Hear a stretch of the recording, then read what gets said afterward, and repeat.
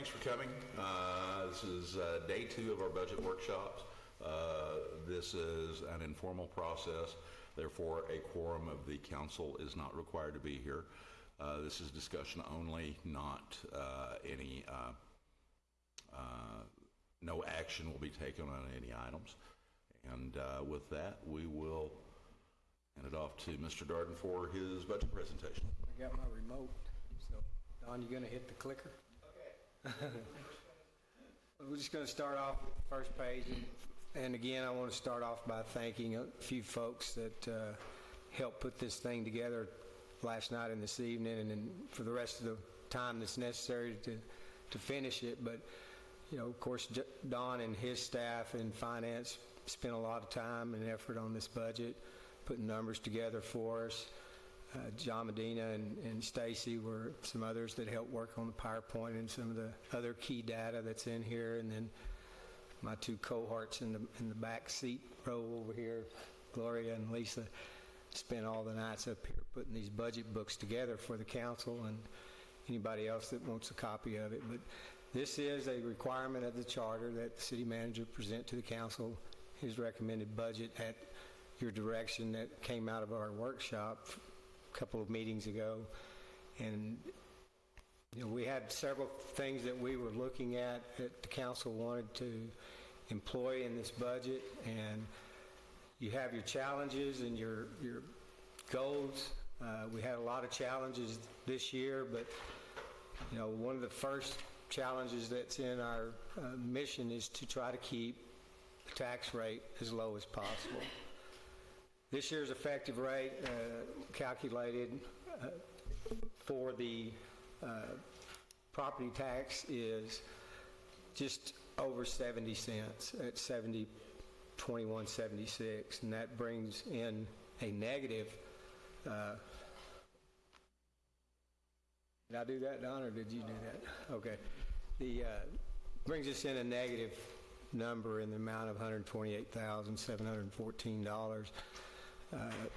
There's several factors that go, the effective rate being that is supposed to bring you in the same amount of revenue that you received this year.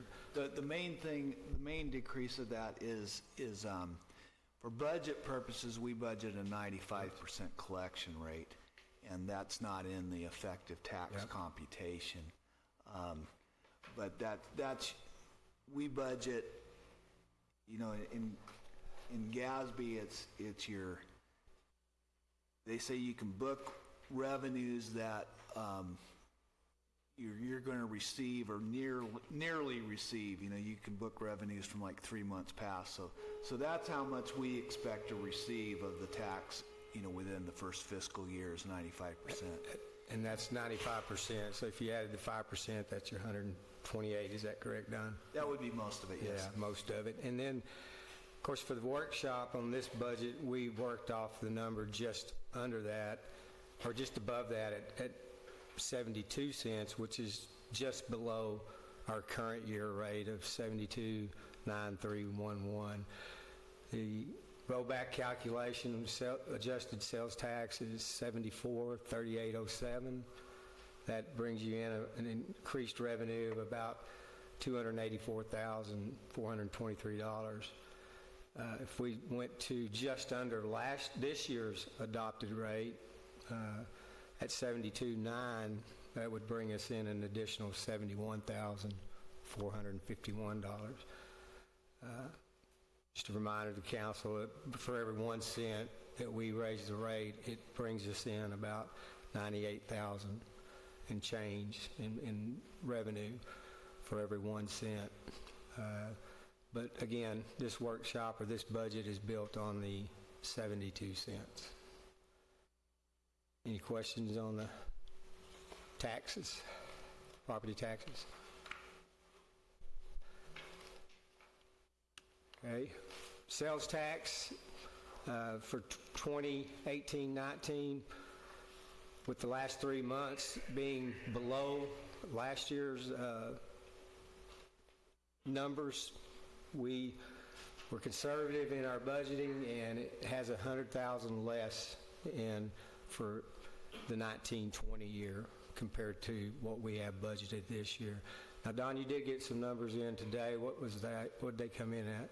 What we will receive in August will be 4.59% less than what we received last August.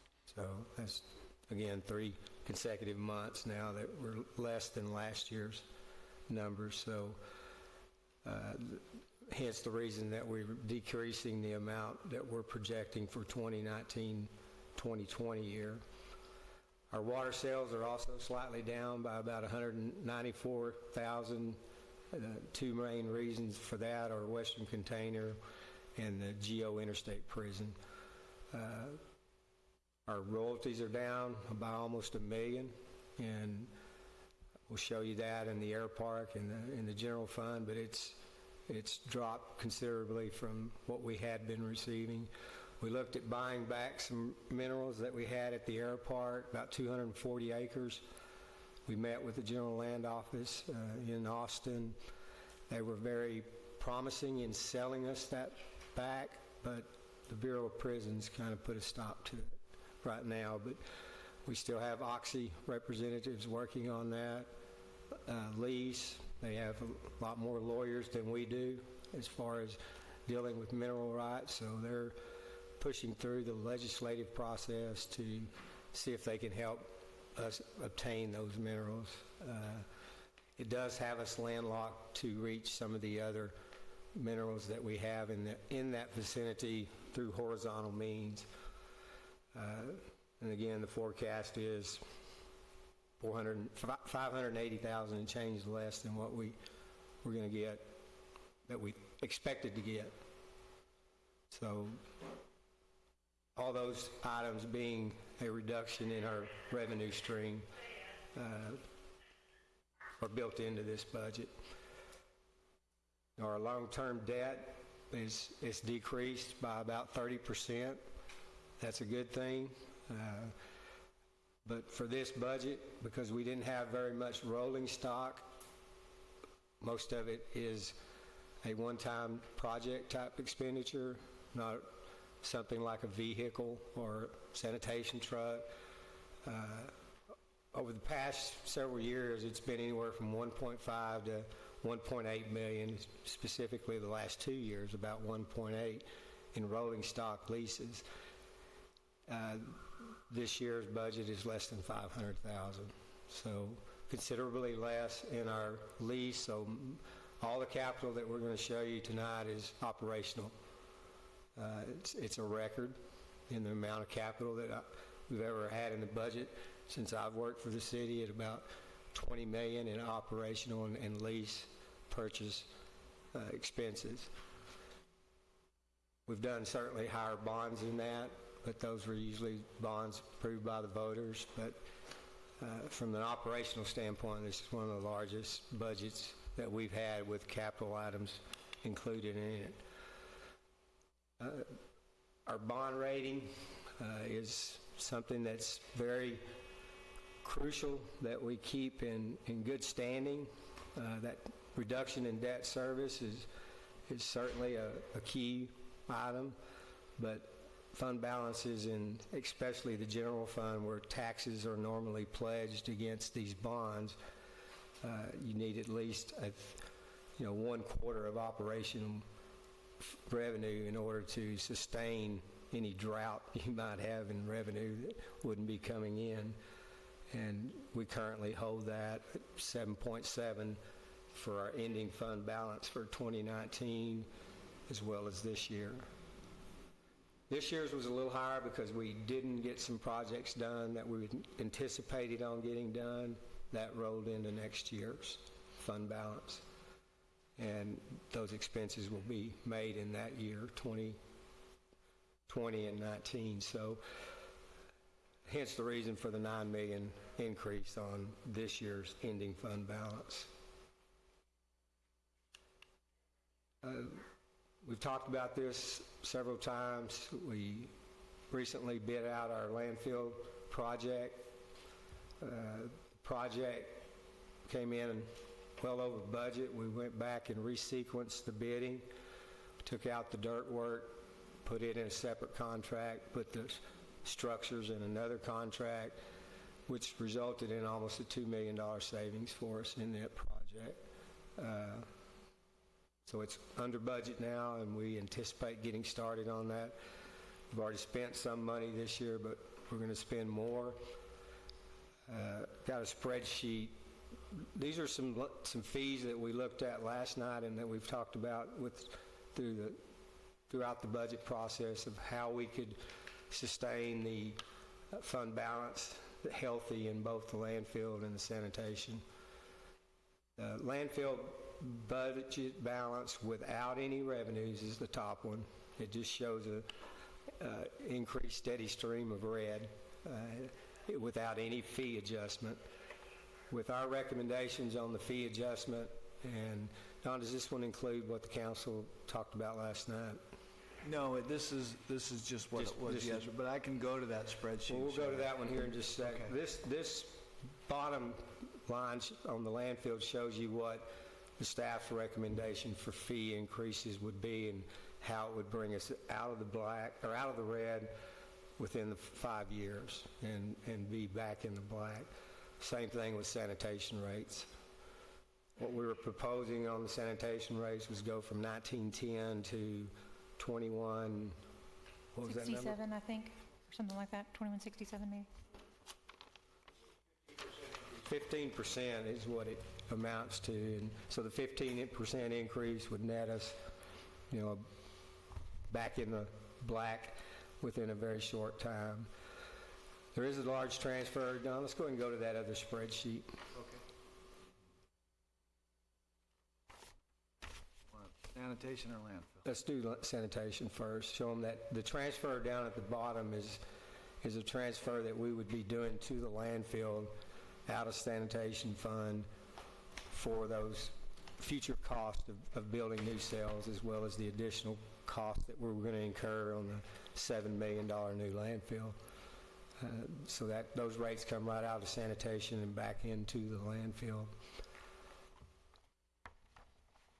And you can see where the budget ending fund balances would be through those forecasted years. We did a study 4 years ago, 5 now, with a company out of Austin. Their recommendation from the end of that study period, which was 5 years ago, was to increase the fees to $24 on the base for sanitation customers. We chose a much more conservative at where we are today at $19.10, and we still were okay with where we stand in the fund balance for both sanitation and landfill. If you look at their forecast versus what we actually received, and it's pretty close. Burns was the name of the company. They did a sanitation route study for us, as well as our landfill, basically a financing plan, so to speak. It didn't really cover so much the landfill as it covered sanitation, but it gave us some numbers to work with. So fund balances in sanitation are in a healthy state. Without those recommended fee changes, though, we would not be. Go back to that other spreadsheet, Don. Landfill one? Mm-hmm. As you can see, we're spending quite a bit of money for the landfill, the new landfill, and as a result of that, we do go in the red considerably, but we climb out within 5 years with the adjusted rates. One of the things that we talked about last night at our workshop was removing that $25 gate fee minimum and going with just the base weight of the actual garbage that was coming in. And we took that number out, and it made really no change to when we were healthy again as far as time. Now the amount was a little bit different, of course, but as far as being able to be back in the black in 5 years, we still sustain that with those taken out, the gate fee. Mayor, council just felt like that if we went to that $20 flat fee at the landfill, that we would see even an increase of illegal dumping across the city, and that we felt more comfortable with just the weight. We had a $5 minimum base fee.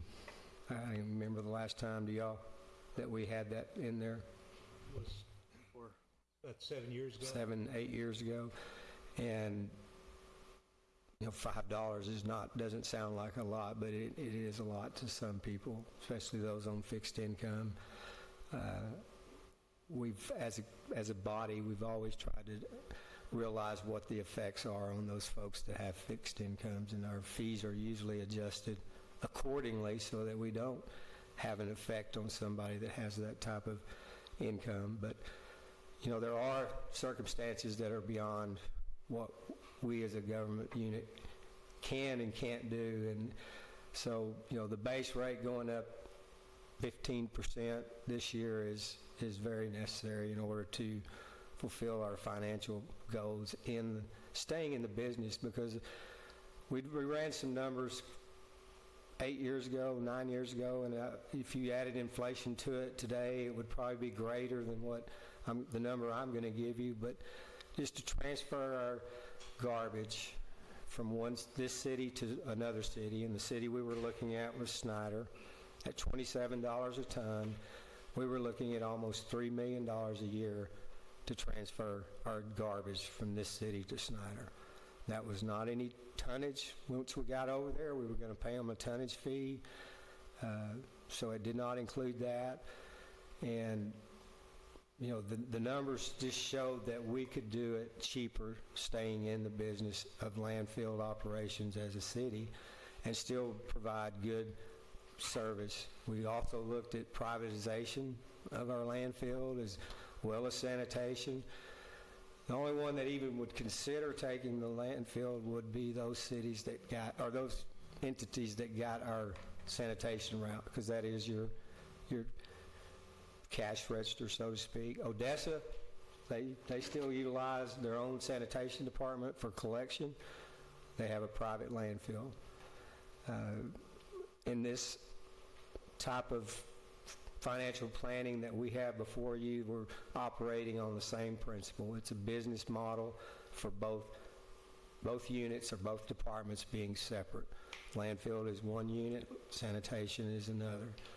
And we have to pay the landfill when we roll across their scales just like anybody else. It's about $1 million that we're paying the landfill just in our tonnage rates.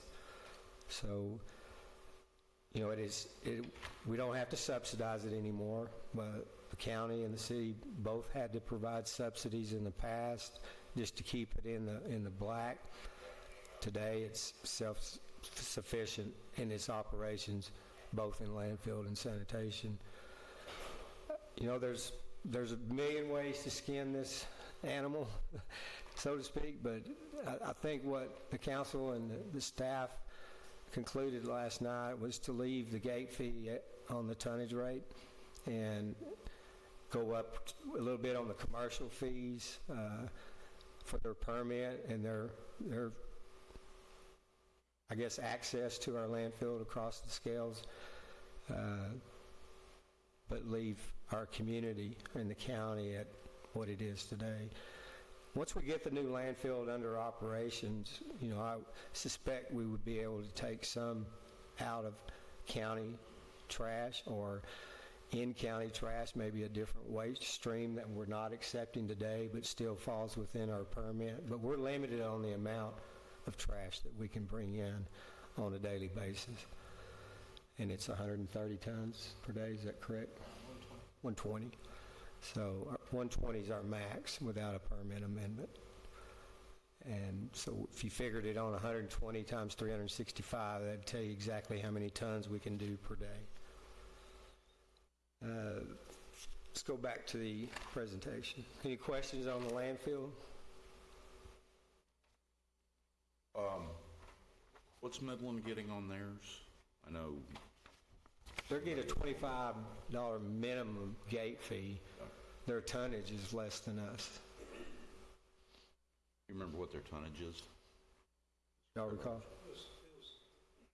30? It was $30 a ton.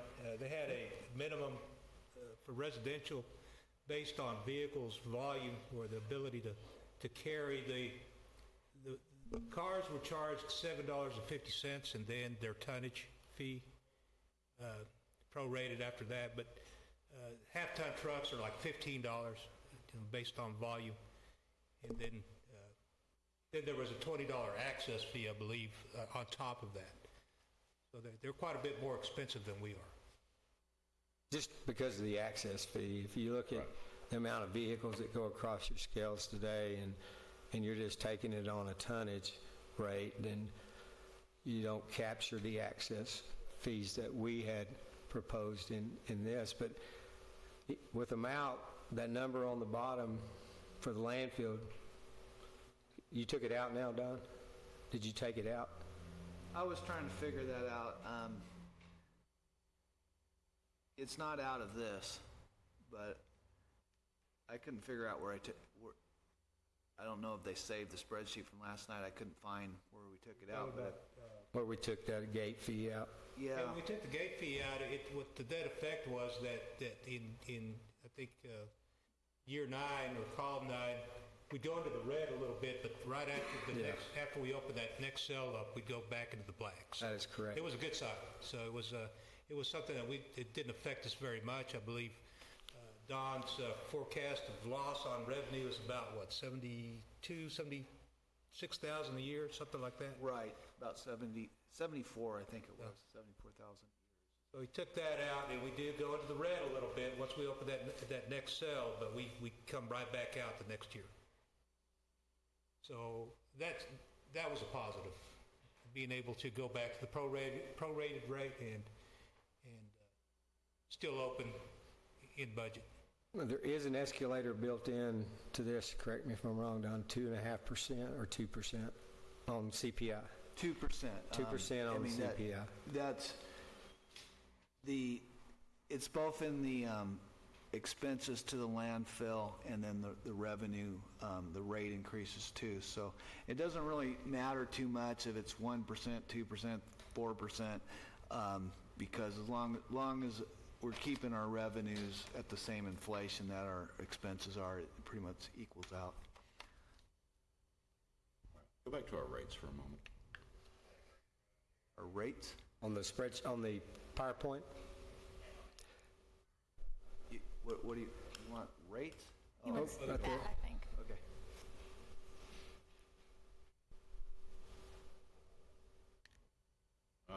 No, I was looking for the per tonnage, It's $45. $45 a ton. Currently?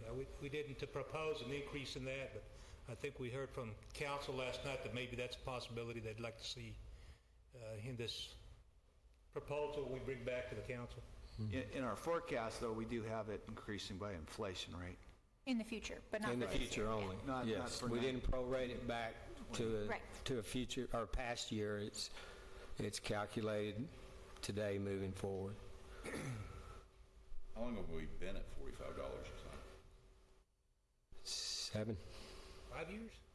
I was going to say Well, I 7. thought it was whenever we did the study. Right. That's correct. It happened after the study, right after the That's 6 years ago.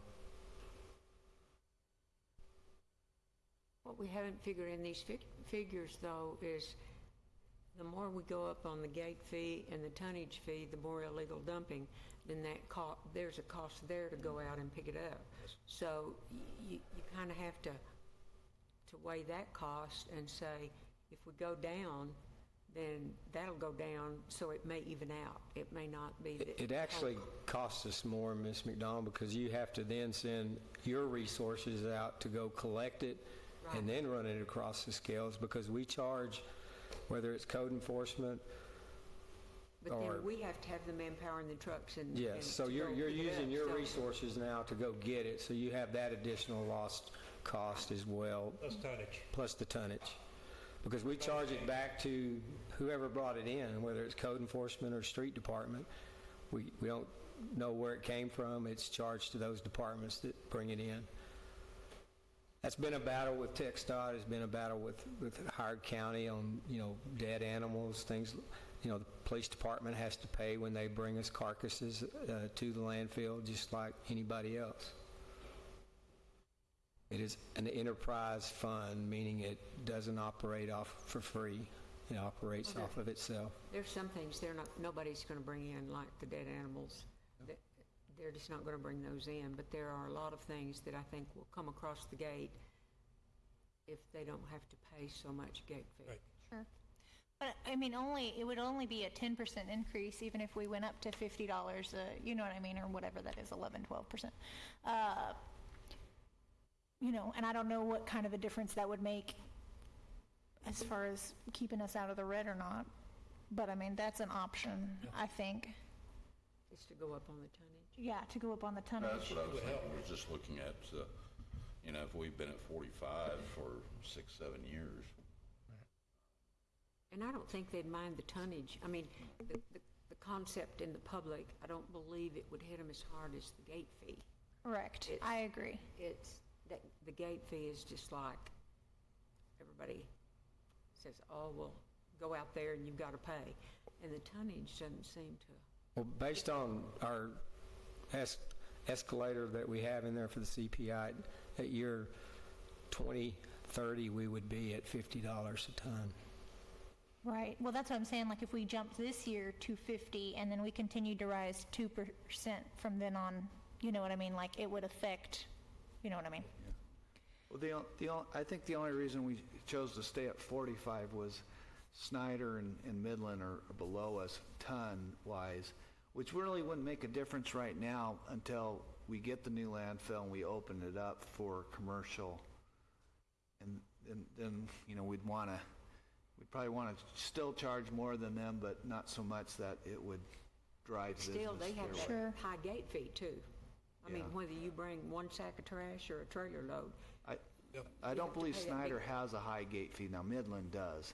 But I It would, does have a minimum, though. They have a minimum, I believe it's $11 that you have to pay to just go through their scale. So you're correct. I think it's likely Snyder's going to raise their prices too, because when we asked for their prices, they asked for ours. Snyder was the cheapest at $27 a ton. That's when we were, weighing our options and looking at transferring. That's who we were going to go to. It was $27 a ton. That was 2011. You just kind of have to find that magic number where they want illegal dump. That's the whole thing. You've just got to find that. Well, we have to cut them off at 120 tons per day on average, which we're closed on Sunday, so you can knock 52 days out of the 365 that we have on that average. But, that's what our average is, 120 tons a day maximum that we could bring in. Of course, again, we're closed on Sunday and we're closed on certain holidays, so you discount those dates, and so there will be other days that we bring in more garbage, certainly, but that's the daily average, 365 days, 120. Thought we might have some in here, but I don't guess we do. Lisa, do you know the last time we did a sanitation survey? Did you go grab me that budget Is book? it in your older book? Well, it's just we got one that we did about 3 years ago that was in the appendix of our budget books, but I'd say we're probably one of the very few cities or landfills that don't have a gate fee. There is that offset when you do charge a gate fee for those folks that'll just go throw it on the side of the bar ditch or in an alley, and we have to handle it anyway. But, financially, with the 15% increase in sanitation fees and the transfers from sanitation to landfill, I think we're pretty happy with only being in the red for 5 years. I mean, this is almost a $10 million project, opening up a new landfill. We're not trying to make money, but we certainly need to build for the future. That fund balance has to be building in the landfill, because once you get this first $8 million spent, that sale's going to last you however long, 8 years, and then you've got to have the money in the bank to build the next sale, which is today's cost is $3.5 million just for the sale. You know, in 10 years or 8 years, it could be, you know, another $500,000 on top of that, or $700,000, just depending on CPI. But you know, well over $3 million for a new cell. So we have to have that built in so that when we're ready to start on that new cell, we have the money. Or we go back in the red and come back out again. We'd prefer to stay in the black, but we're not in it, again, to make money on either one of these departments. They're not to subsidize anything but themselves. And that's what the financial plan is supposed to be, is self-sustaining but not making a large profit. I don't care if we make any profit in sanitation, really. The profit needs to be over in the landfills, because that's where the money's going to be spent. There's a little bit of profit we need in sanitation for trucks and some of our, you know, expensive capital replacement. But the sales, when they go out, usually your big equipment's going out with it. A compactor today costs us $500,000. That's one of the smaller compactors. You know, so sanitation trucks are $220, $240 a piece. So, and every year we're rotating 2 trucks out of sanitation. I was going to say here, here's the 3 years for this year and the next 2 years that we're paying on the new landfill, and then we have the new cell underneath.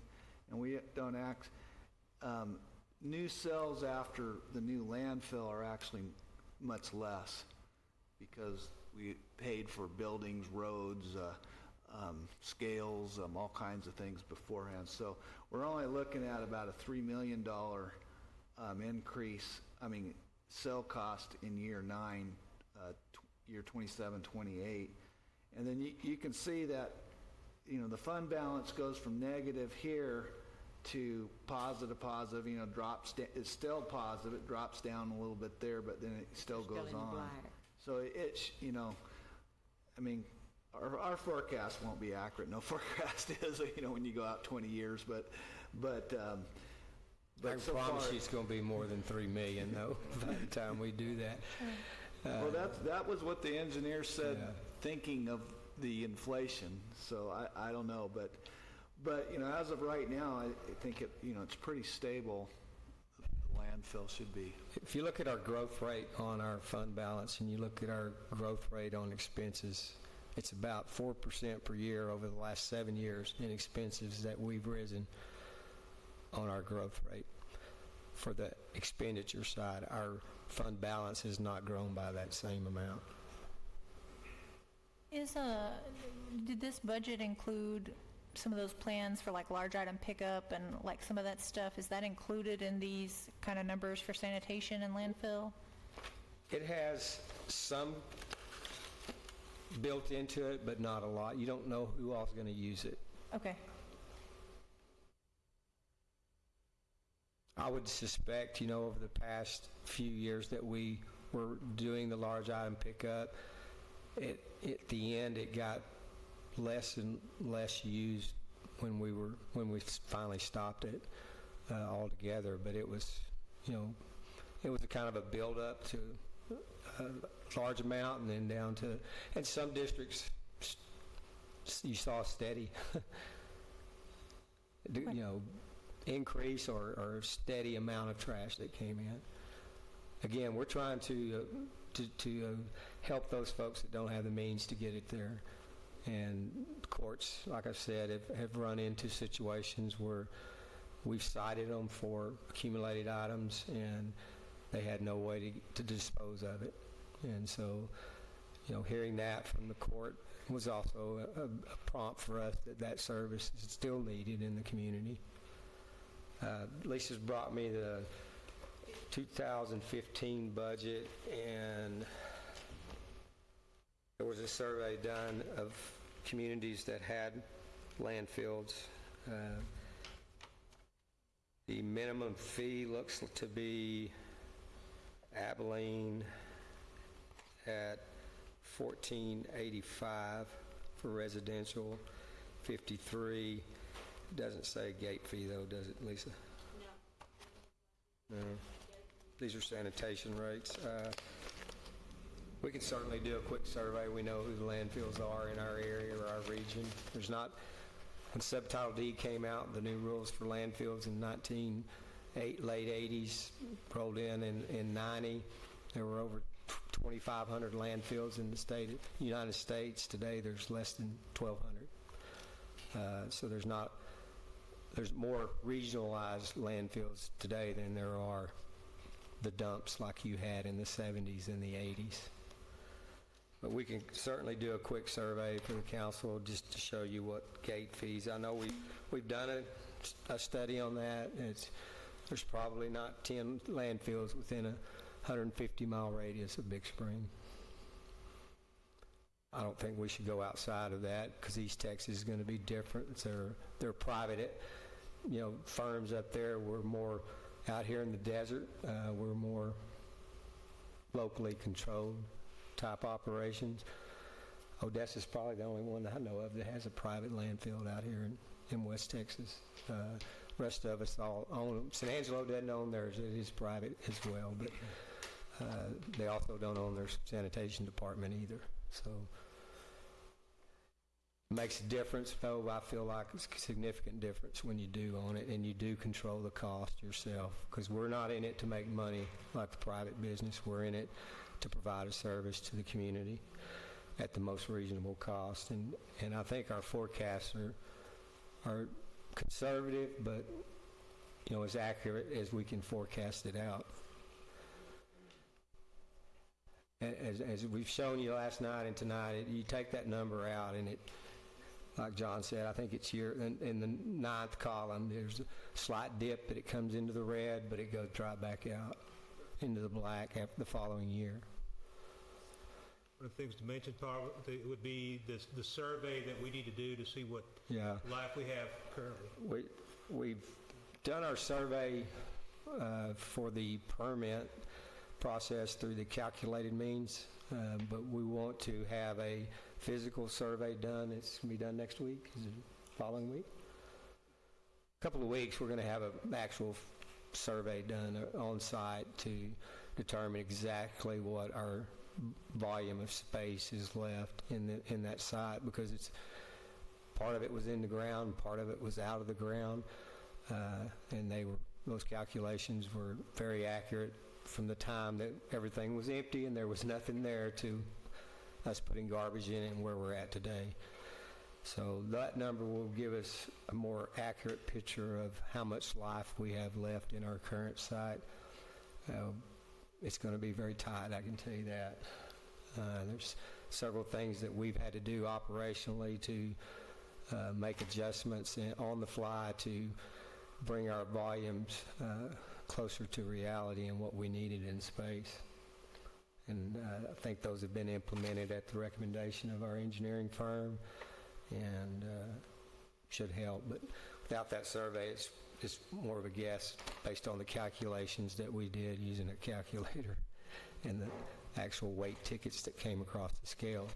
It's one thing to weigh garbage, and it's another thing to compact it into a hole and make it a little more space, and density is what we're shooting for and getting the space we need. So those are the adjustments that we had to make.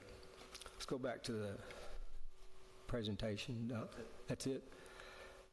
Wrong button. This one is, I want to go back to the other one. It didn't even like that slide. Health insurance is something that I, as a city manager, just hate seeing our insurance folks come in every year, because it's usually not anything good that they're coming in to tell me, otherwise they wouldn't be there. But TML, we met with them on a couple of occasions, and our health insurance fund is being self-insured is not very healthy.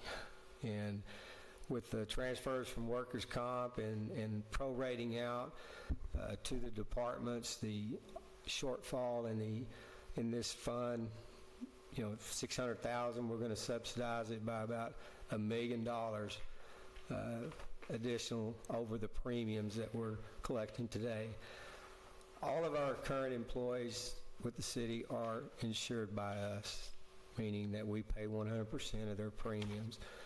We pay a portion of child and a portion of spouse and a portion of family. But over the past several years, we had to stop providing such a greater subsidy.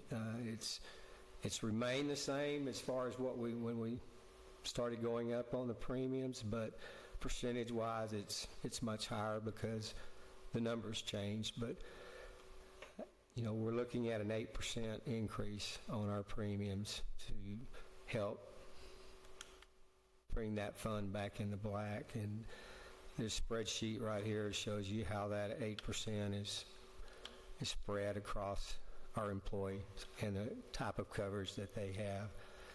Yeah, we evidently didn't save it because that's not supposed to say employee and child. It's just supposed to say child and spouse there. But those are the additional costs that per month that the employee will have to incur as a result of the 8%. We did run some numbers. There will be no negative effect on any employee's check as a result of the 8% increase. There will be an effect on it, but not a negative effect. We also are looking at our out-of-pocket maximum expense, an increase from $3,500 to $7,900 for individual, $7,000 to $1,580 on the family, and then our copay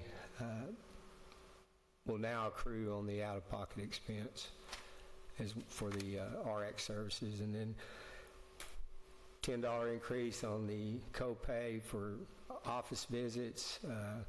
Labs were excluded, now they're included, so that's, I guess, a positive. We're going to encourage that, the telemedicine service, that is calling in your prescription, and currently we're charging $10, it goes to $0, so that's positive. The high cost prescriptions will go from, on the biotech, will go from 45 to 100. We have, I think, 3 or 4 employees that utilize that. I rode the dice the first 2 years I was city manager, and I've said this story last night, you get to hear it again, but I didn't pass on any premium increase to our employees. I thought for sure we'd have a good year, and one of those 3, we didn't. It's gotten worse. It is one of the highest rising costs in the nation as far as doing business or having an expense to your household income as well as your business is in health care, and its rising cost was about 30% last year. I can't tell you what it is this year, but last year was 30. We can show you spreadsheets. The mayor got to sit in on that first meeting with health insurance, and it was not a pretty picture. And looking at what our premiums were costing us, what our coverage that was needed by our employees. We tried going out on the market, getting back in some private sector type market, and nobody would take us. We don't have the type of employee pool that they're looking for. How much did our premiums go up for the copay? They went from for the 20 to 30. stop loss, 20 to 30? The stop loss went up 15%. 15% on the stop loss. Currently, we're at 90,000. 90,000, it's still 90,000, but our premiums did go up. Yeah. They haven't gone into effect yet, but they're built into the budget already. This year, we're expecting about 600,000 in stop loss That's how much we've been reimbursed. reimbursed for, and so that helped, but there's still an expense out there for the rest of it that we incurred. Everybody stay healthy. We need a healthy pool of employees to help this fund. I don't think we'll ever get back in the private market unless some miracle happens with health insurance or health coverage. But Mayor, you want to add anything? You got to sit in on that meeting. It was I think that was your second day on the job. Yeah. Insurance is not something that we enjoy dealing with. It's not something anybody enjoys dealing with. It's there. It's a policy that you have. It's an insurance policy that you have that when you do need it, it's there. And but to go out in the open market or the private sector, we still have one of the better plans on the market today. I hope it is. I mean, I don't use it that often, so I'd have to defer to people that do use it. Every plan has its problems, but I think we've been very diligent in how we've handled our policy and the premiums that increases that we've seen over the past 8 years. Any questions on insurance?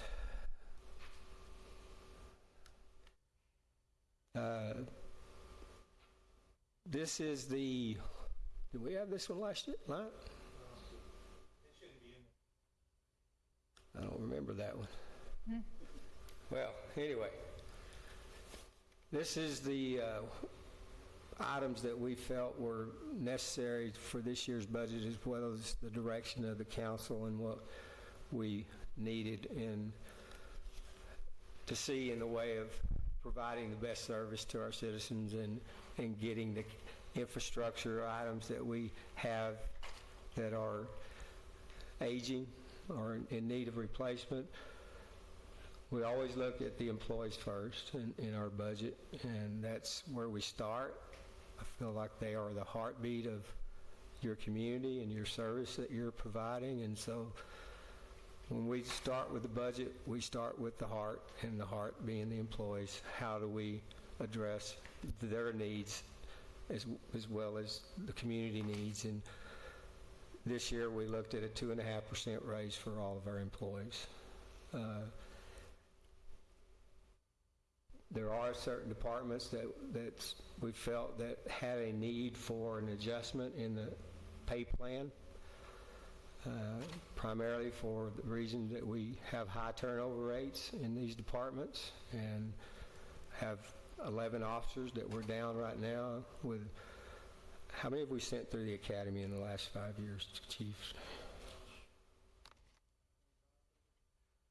And that 5 years?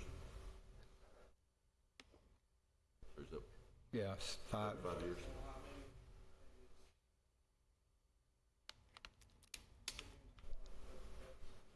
Yes, and most of them are hometown folks that lived here, and so that's good. They're coming back and working in our community, and animal control officers is another area that we have a real high turnover rate. It's a service that our community wants and needs, and Mayor preaches this after every meeting: spade and neuter. That's some education that needs to get out there to everyone. We had a meeting today that lasted about an hour and a half, and it was dedicated to animal control and the issues that we're dealing with, the phone calls that the mayor gets, that I get, that y'all get as council members. It's something that just doesn't go away. It is. People have a passion for their animals just like their child, but some people they get the child and for whatever reason want to give it to somebody else. That's unfortunate, and those are the folks we're dealing with and the animals that we're dealing with. Volunteers are a key component to that, and so making sure that we work with those folks is one of the things that we talked about today a lot. Epidemics that we've had in vaccination was another one. There's all kinds of issues, but there's the employee side of it. If we don't have those folks, then we're out of the business of animal control. Sanitation, same thing. We've got 5 routes, and only 3 drivers right now, supervisors and relief operators handling the other 2. So we raised the rates 7 years ago from 15 to 18, and that sustained us for probably the last 3 years, but now we're seeing a turnover rate again. The private sector's offering more than us, and we need the drivers to collect the trash. As you saw, the landfill won't survive without sanitation, so that's it on the raises. Seal coat, Backing up just a moment here.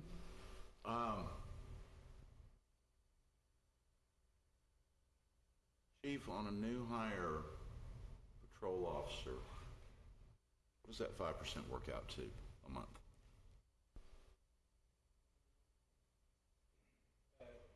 Level cadet is $23 an hour. In fact,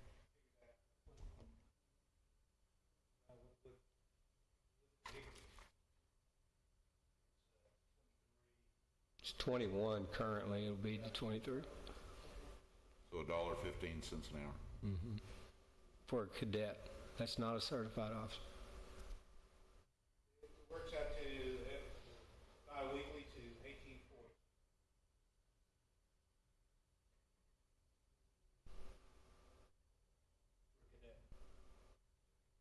$18.40. I'm sorry, that's dollars.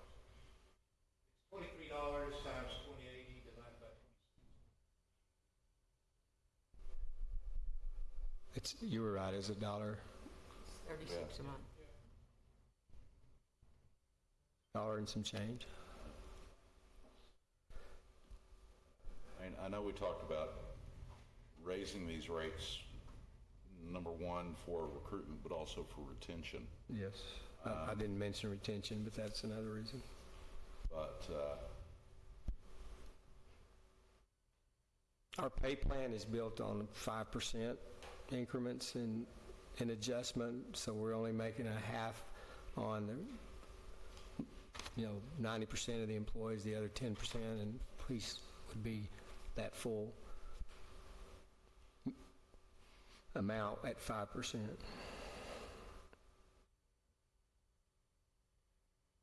I'm just not sure 5% would be much of an inducement to get somebody to come here over someplace that pays more, considerably more. But It's certainly not a, we can come back and look at that. yeah, it's certainly not a problem that's just localized to Big Spring. It is a problem across West Texas with all law enforcement agencies. You can call over to any chief of police in any of those communities around us, and you'll see percentage-wise that they're all about the same. I know Midland was down at one time 50 officers. So, of course, they're well over 100,000 population, but it's still.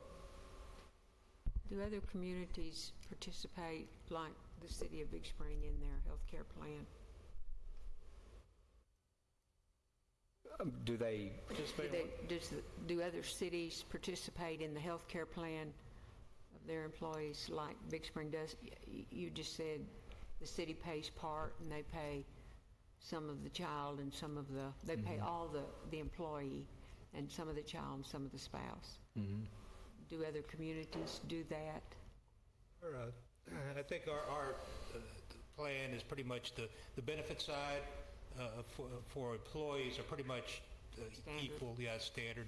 They were I kind of just set thought up that years would ago. that would be an addition Right. on if the other communities didn't offer that. Yep. Healthcare is for, I don't know, there's a new generation, unlike I've seen before, that healthcare benefits are not, it's the hours of work, it's the amount of the pay that keeps them here.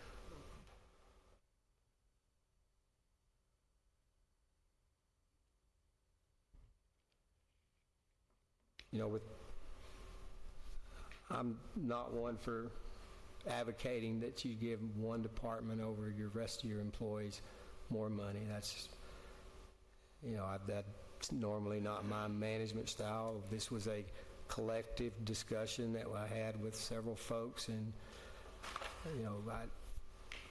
I wish that said 5% for all 267 employees. But they wish you did too. Yeah, I mean, you can see what 2.5% plus the 5% for those three departments is on our budget. It's about $500,000. So how many cents would that take to get? And we're taking it out of our operations right now. We're raising taxes to collect it. We're taking it out of operations. All these things you see on this budget are out of operations. Or lease, very minimal lease. This is probably one of the smallest lease years that we've done on our rolling stock. We just didn't have, you'll see there's not a lot of rolling stock in this budget. It's one-time projects, and we just don't get lease deals on one-time projects. It has to be a rolling stock. Fortunately, they don't pay for our salaries. Wish they did. So it has to come out of our operations, but this is the largest capital year that we put together in a budget. Of course, there's two big items in this, and one is the streets at, a huge amount, as well as the landfill. It's almost, I think, $9 million total just for those two items of the 20, but still $11 million in capital is significant for a city our size that come out of your operation budget and still have balanced budget across the board. There is a deficit a little bit in the general fund, but if you take that operational expense out, it's even. It's balanced. The first spreadsheet in your budget workshop, this is a spreadsheet that Don did one of his first years as finance director, and I think it's the best document that we've ever done for this governing body, is to have one page to at a glance to see what your expenditures versus your revenues. I'm going to call it checkbook accounting.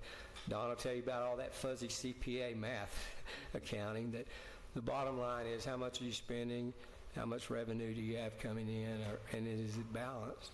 So if you look down at the bottom sheet, and if you see a negative, then you'll see we're spending more than we've got coming in, but there's a justification column above it that'll tell you why that's negative. But I think on this spreadsheet we only had two that are in the negative. The rest of them are in the positive with all this capital coming out. And all the directors, I have to commend them and their staff for putting this budget together. This is a collective group effort to get this done and provide with the community with the things that are needed. And infrastructure is key. Quality of life, public safety, those items are not something you should ever stop putting money towards, because once you stop, you're just compounding it in the future. At some point, we're going to need to do a bond. Right now we're able to do these with cash. There will be a time when the cash is not available, and so I think we've got ourselves financially planned or geared towards a bond. And nobody likes debt, but it is necessary and sometimes better that you borrow somebody else's money to do your projects than use your own, and that way you're able to get a whole lot more done, pay a little bit of interest on it, and still achieve the goal of keeping up with your aging infrastructure. And the last bond we did was 2006, or 5, excuse me. 6 is when it was actually finished, and there's a lot that could be said about that, as well as our water line replacement program. I ran some numbers, I think it was 2 years ago, and we showed with the efforts in the water line replacement that we had reduced our cost of leaks by about 50%. In other words, it was paying for itself by replacing those lines. Not only in the lost water, but the service disruption and the holes in your street. I ride a motorcycle, Mary, you ride one. You feel every little bump there is on the street when you're on a bike. Same thing if you're in a fire truck or a dump truck. You're going to feel the smoothest ride you're going to have is your your car or your truck, but any heavy equipment or light equipment, you notice those. And a lot of that's just from aging. 1981 was the last major street bond project that we did. We did the 2005, but a lot of that was hardscape. We resurfaced Main, Scurry, and Lancaster, and some of the downtown streets, and then a bulk of it went to ADA ramps that were needed in our community. So, the cost of building a road today is a lot greater than it was 20 years ago, for sure. But it also, you build in those factors of ADA, and it adds about 30% to the cost increase just in ADA. So street repairs is 1.5 currently. That's seal coat and crack seal. We've got demolition of buildings. We did have 200,000 at council recommendation, but we dropped that to 50 just because of space. There certainly we could spend the 200,000 easily. It's the space that we have available to put it in that hinders us. The upgrade in more of our downtown area that's growing in need of repair for ADA and sidewalks. That's what that 300,000 is for. It's hardscape and landscape or sidewalks on Main Street. Finish that last corner that we didn't get done in the bonds. Which corner? It'd be the northwest sector of 2nd to 1st on Main. The street lights is a safety concern. Several years ago, we decided as a community to take out about 150 safety lights or street lights in our community. Martin Luther King, 11th Place, Washington Boulevard, 3rd and 4th Street in the downtown area had every other head removed, and it's dark. On 11th Place, they had 75% of them taken out because they took one whole side and then they took half of the other side eventually. So it doesn't have but 25% of the lighting that it had. It's not a thoroughfare, but it is a major collector street within our community. 6th, 11th, 25th, our collectors' thoroughfares are 700, 3rd and 4th, Gregg Street. It's certainly a street in need of better lighting, not only for the driving public, but for pedestrians, especially in the downtown area where we've taken out 50% of the lighting. Same thing on MLK. So we put in some money for street lighting in this budget. Well, with regarding to that and the new lighting at Roberts Field, and we chatted about this earlier today, I was contacted by a company that is specializing in LED upgrades to those lights that are much brighter and Last much longer and use much less electricity. Yes. So, they had they requested all 3 fields. We couldn't afford to do all 3. So this is only addressing Roberts, which we did. Which one last year? This year? Y'all remember? Not Garrett. It's the southwest field and the pony field of the boys' side. But I believe that company would come in and do a cost analysis for us, so I'd certainly. Yeah, this is just a budget. If they save us money, Mayor, we would go with them and do more fields for sure. Sure. So we budgeted for one based on the last cost that we got, which was this year for that pony field on the southwest side of the boys' side. Aquatic Center's repairs, of course, are the damages occurred. That'll be an insurance reimbursement at most. If insurance failed with what we have on the books today, our policy would require that we pay the deductible of $25,000. That's worst case. We're hoping for 100% reimbursement. It was caused by another company that we had out there to replace a pump, so We've got in there 1.2 million for those repairs. We've got 4 police vehicles in there. We've got aquatic center improvements. The aquatic center improvements are some concrete work around the splash area that we just recently did, as well as a carryover for some interior work we were doing on the pool. We were replacing the plaster, and the damages caused in the accident pushed that project back into next year because they had to have water in order to finish the repairs that we were doing this year. Auditorium new parking lot is the old Sherwin-Williams building here across from the auditorium that have come out of the hotel motel fund, and that is to tear that building down and build a new parking lot in its place. So we'll have a south parking lot and a north parking lot for the auditorium. We're still working with Caprock Holdings on the plaza next door. I think we got a letter from them or an email from them today, and so that project is still proceeding forward on the plaza. They're having to relocate one of the other businesses down there adjacent to them, and I guess that's the delay, Mayor. It's the only thing I've been told about the delay, unless you've heard anything different. The Sherwin-Williams building, I thought we were talking about using that as a new water office. The one adjacent to it, next to the alley. There's 2 buildings down there. Gotcha. Yeah. And we still end up with more parking because that lot in between with where the Sherwin-Williams building is gives us a little bit more room than what we took up here on the hill, I call it, next to the church. We're still looking at, anybody wants to buy that building, it's for sale. I talked to a prospect about it.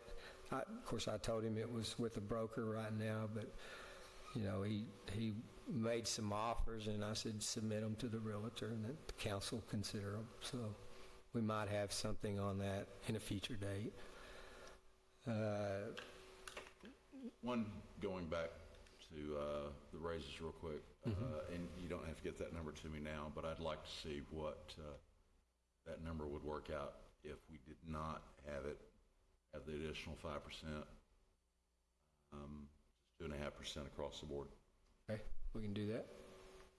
We did talk about yesterday that we thought sanitation, because just today y'all have only talked about the PD, how that affected them, but we thought that the sanitation drivers, that was going to make a big impact, right? Isn't that what yesterday I asked what the 5%, and we said it was going to bring them up to like $21 an hour. Is that what we said? I believe that's correct. It's pretty close to 21, 20 and change. Okay. And we thought that would make a substantial difference as far as attracting CDL drivers for sanitation.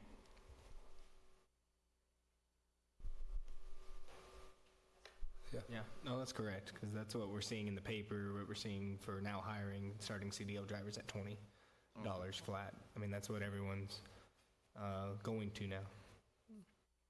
What are we currently offering? 18. Higher 18 $1 an hour. We were at 15. That's what you said, from 15 to 18, it made a difference. And we saw, you know, I guess Increase.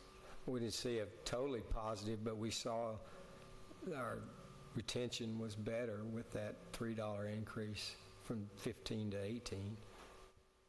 And you're currently down 3, is that right? Is that what we said yesterday? That's correct. 3 drivers, 1 should be returning from medical leave next week, Correct. I believe.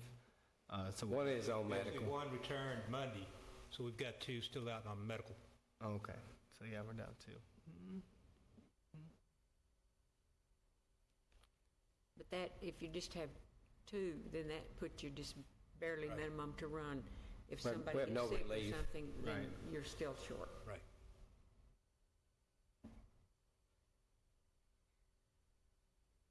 That doesn't get us to 21. 10% of 18 would be $1.80. Half that for 5%. That's $20 and change, isn't it? What we did on that, Mayor, is that we applied 2.5, and then an additional 2.5, and moved the step. So on entry level, Okay. yeah, All right, which so you got us to compounded that. it. Which Gotcha. which got us to the target. Right, okay. Correct.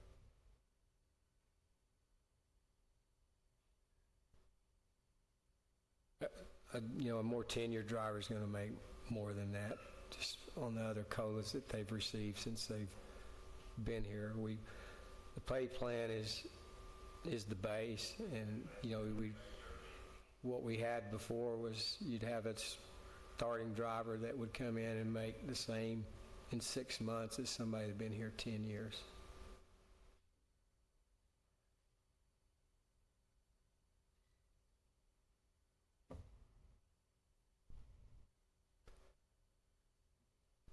Is that it on that one?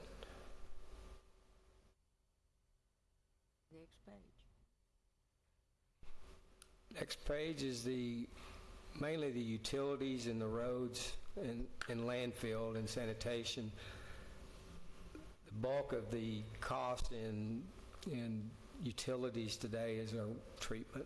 Water treatment and wastewater treatment is a very expensive asset that we have.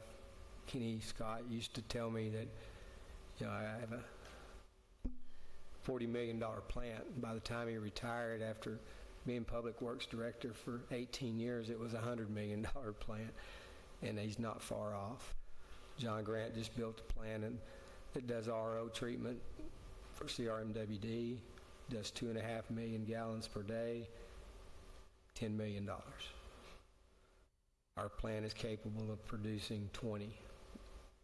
Filter-wise, it can't put out more than 14. That's pushing it because of all kinds of other rules and regulations that go along with water treatment, but the filters can filter 20 million gallons per day. So just to give you an idea of what 20 million gallons per day plant would cost using that technology. We are looking at some new future projects with the district and to address water quality. We'll be making some trips down to Austin and talk to the mayor about it. I think Big Spring is going to be a benefactor of our district's planning and the needs and quality of water in Big Spring hopefully can improve with those plans that they've made through their costs that we've shared with the 500,000 customers that they have across the district. I'm not going to go out there and beat our drum on that. If somebody found out, they might be a little mad. We're right here. I think we should take a real hard look at the quality of water that the district's putting out and how we can benefit from it. But those costs you see up there for water line, sewer line, today's dollars, a 20-inch water line, just the cost of the pipe is $55 a foot. It's about $120 to install it for a 20-inch water line. And we have about 30 miles of that in our system. A lot of it is older than 75 years. One of the lines we're replacing, which is one of our newest 20-inch lines up by the water plant in the high school, put in the 50s, was cast iron, and that's what keeps blowing out. Is that cast iron pipe. Our concrete pipe that has the liner on the inside, not so much. With that, we haven't had as many issues, but we've had some. 1.5 doesn't go very far on today's dollars.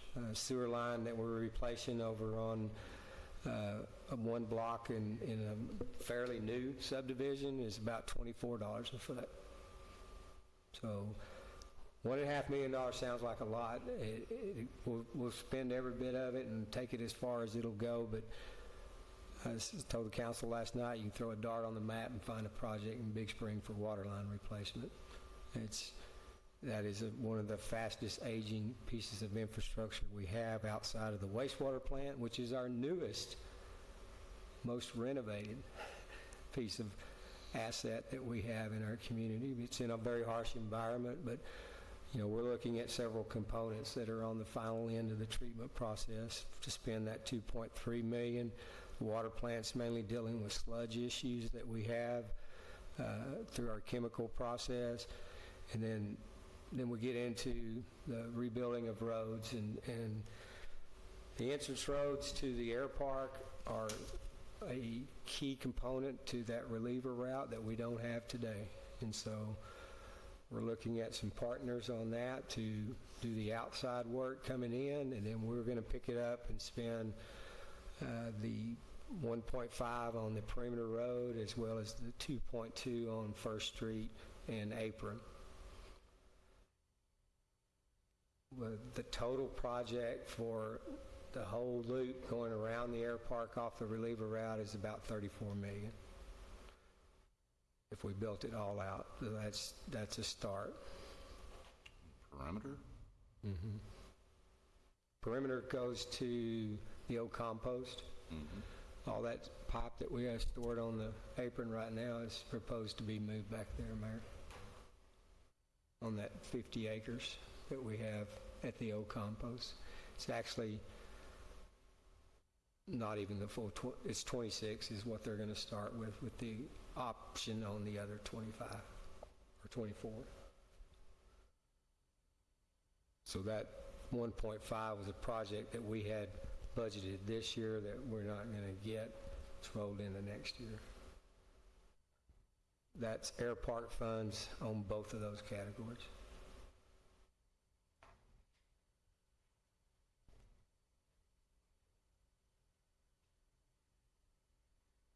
You asked about the water building relocation. That's it, Ms. McDonald, to move them from the old Atmos building, or fifth and Runnels, to third and right between Goliad and Nolan.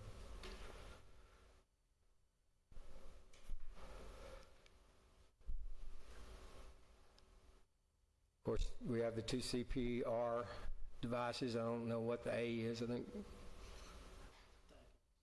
typo of some sort. It's supposed to be just CPR aid devices. Automatic. Yeah, maybe so.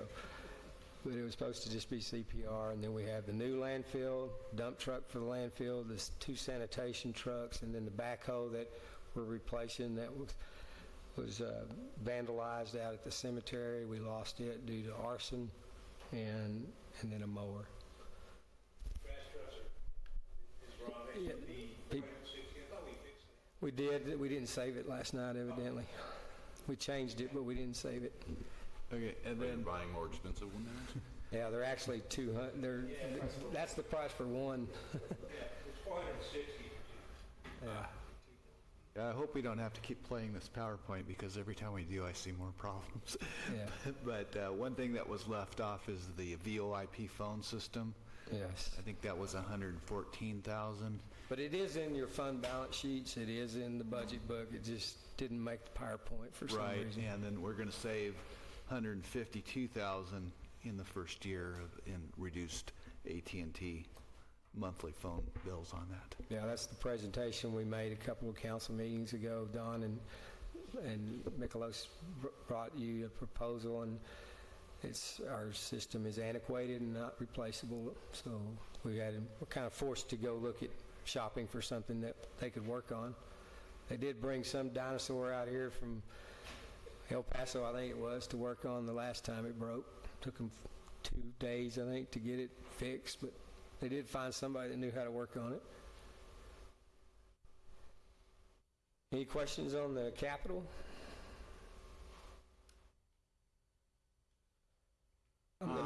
Actually, one.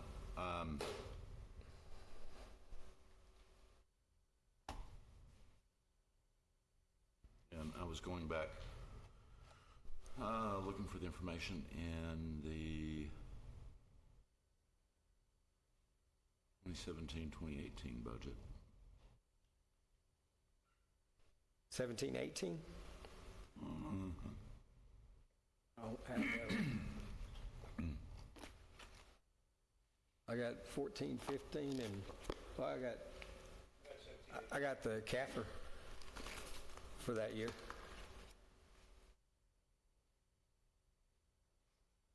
I was just... And the question I had was, Chief, 4 new police vehicles. Didn't we just get 7? That was one of my questions also. Yes, we got actually 10 this year, but in some years past, we've got 0 or 1 or 2. What we found over time is that if we can keep that kind of at a baseline, we had Chevrolet Impalas that were bought some years ago, and the maintenance cost on keeping those on the roads has been astronomical here as of late. They're wearing out very badly, and so it was recommended by Vector that we get rid of those as soon as we could. So yes, we did get, like I said, the budget paid for 7 last year, and then forfeiture account paid for 3 last year. For the current year we did purchase 10. Yes. Last year, what you're talking about is we did purchase 4. There's 4 there, and then 4 for next year, Proposed is 4, right? proposed 4.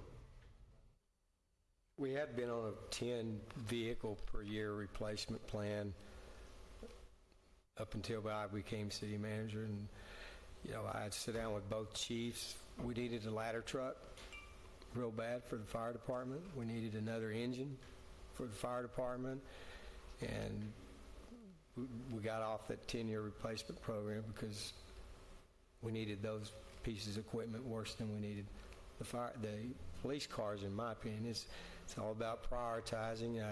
I get the unfortunate job of sometimes selecting what our directors ask for based on priority and based on needs of a city as a whole. And that particular year he's talking about, he got 0, was the year we got a ladder truck. I think it was 2 years after that we had an engine go down. They needed another one, so we bought, since I've been city manager, 2 engines and a ladder. How many police vehicles are there, like, in the fleet? Yeah, that was going to be my next question, was how many are in the fleet? 47 certified officers. Yeah, there's 47 certified officers, and then we have 1 pool car for each shift, so 4 for patrol, and then we have a vehicle for the academy recruits to drive back and forth, and then we have a pool car, I believe, for CID, our detective division, in case one of their cars goes down. So, what is that? 52? Yes, I believe so. Something like that. We can get you the exact amount of vehicles that are allocated to each department if you want to see that. Yeah, I think we need to. I think the good news, though, I think the Impalas, I think we've almost phased all of those out. I think with these 4, we won't have any left, will we? Yeah, What do we do with those? Do we sell them? we sell those, auction them. So whatever we get on that will go on the new ones? It which is depends. Probably not much, but Yeah. The sooner we get them on auction, the better. Just because if we put them on a line, they'll just sit there and depreciate. And while they're running, you'll And get a deteriorate. better value, so. They have 100,000 miles on them. They got 200,000 hours. I mean, that's their office. and on an Impala, that's a lot. Yeah. The Tahoes seem to be better for the amount of equipment that we have in there that we're trying to keep cool. They have, how many batteries in the trunk? I mean, they're just high duty. Yeah, they're high duty. I think there's 2 additional batteries besides the one under the compartment of the engine, just for the equipment that they have.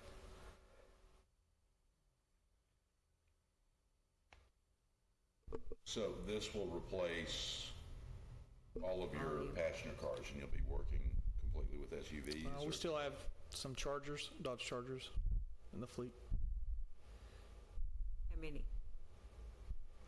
The ones y'all bought like in 2010? Yes. Well, I mean, if they have 52 cars in the fleet and we're only replacing 4 a year, that's going to be, over, time. it's a long time for them to have to live, you know what I mean?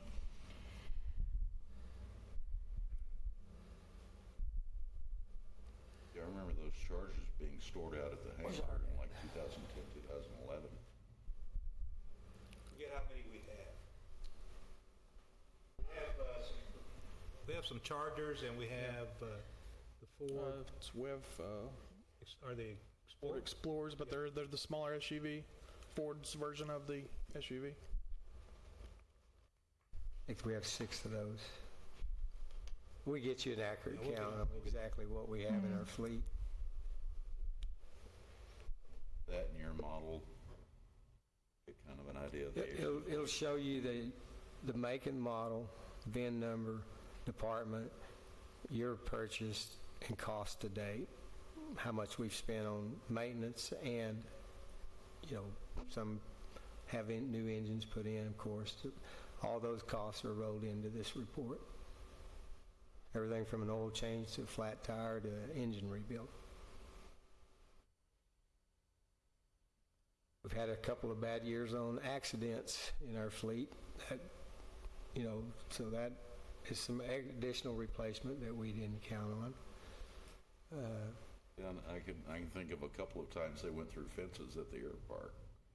Yeah, there's, you know, I've seen compactors roll down the side of hills. I've seen some crazy accidents with our fleet over the years, but, you know, nothing that I know of that was intentional anyway. I mean, it's accidents happen. But, you know, without that ladder truck, for example, I saw our guys over there struggling to get a fire out one night just right up the road here on an old building you used to work at, Miss McDonald. And, you know, without a ladder truck, they couldn't get it. They had to call in for help, and once they got above it, they could get it out. And we had 3 guys or 4 that, you know, received some smoke inhalation, some heat, trying to put that fire out from the outside when we really needed to get on top of it. So, you know, that year the chief didn't get no vehicles. This chief got a new ladder truck. And when we tried out several, I mean, a ladder truck can be from $2.5 million to, you know, what we paid for this one, which was probably the bottom of the barrel as far as cost goes. But, you know, I know one we looked at, we tried it out on the settles, and it was hydraulic, but it was $1.8 million for a ladder truck that only took us to the, I believe, 6th floor. We paid about $750,000 for this one that we have. And they don't make fire trucks like they used to. We had a Mack truck that was probably one of the oldest in the fleet, was the best one just because they made real vehicles back then. Everything was made of good metal and not plastic, and No computers. no computers, and so we got a lot longer life out of our fleet than we do today.